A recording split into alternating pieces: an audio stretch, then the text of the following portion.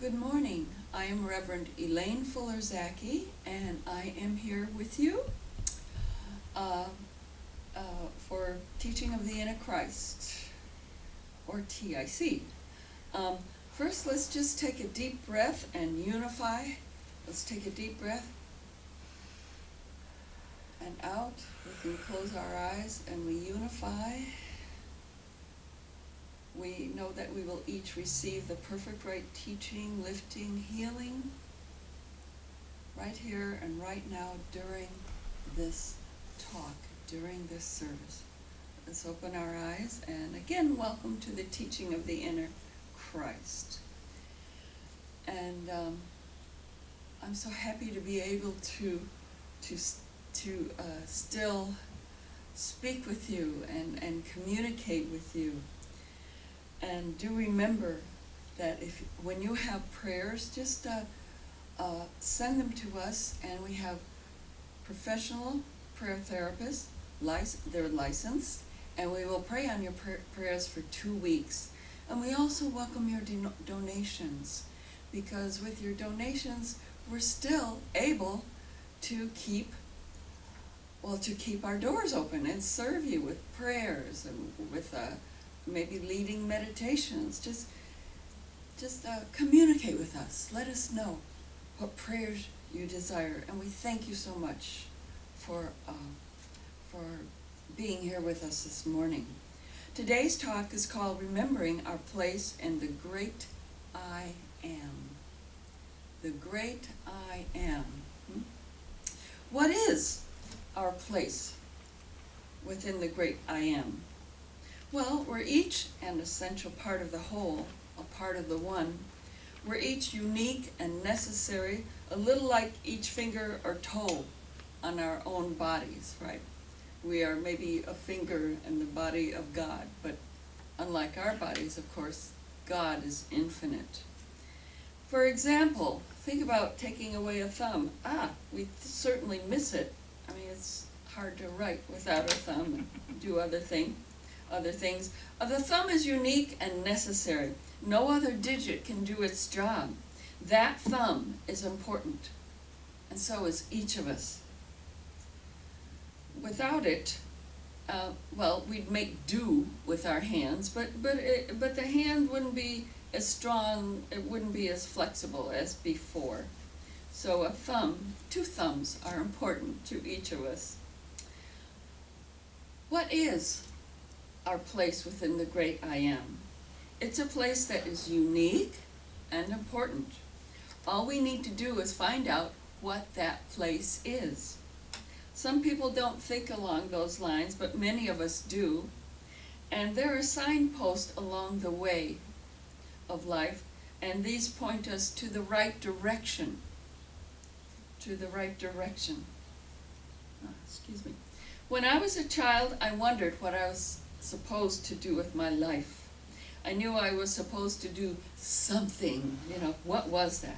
What was my life purpose, my place within the Great I Am? I had certain desires that pushed me forward.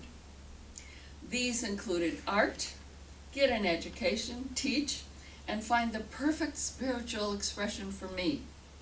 These impulses were so strong that really I had no other options along those lines. I simply never thought of any other options. And have you experienced anything like this? I bet a lot of you have, probably most of you. Let's think of what I heard Reverend Ann Meyer McKeever say. She was the co-founder of Teaching of the Inner Christ. She said that a test of whether or not a desire is from God is if it hurts anyone. Does it help people? If it doesn't hurt people, it's God directed. Also, does this desire make us happy? Does it make others happy? If yes, then yeah, it's from God. May is a month to celebrate motherhood and remember our own mothers. If your mother was mostly joyful, if having and caring for children was joyful or is joyful for her, or maybe for you, then this is the place the proper place within the great I am. And that's wonderful, you know. Gratitude, blessings to mothers. We wouldn't be here without them, would we? Being a Christ by Ann and Peter Meyer, the TIC co-founders. They did this together. Instructs us about motherhood. So I encourage you to review that part in being a Christ. If you don't have a book, just contact Teaching of the Antichrist, and we'd be happy to get a book out to you. If motherhood looks like it would not be a God-given joy for you, well, fine. Maybe your place is working with adults, such as in hospitals, classrooms, or in other occupations. I'm an adult, yep, and a woman helps me with health needs.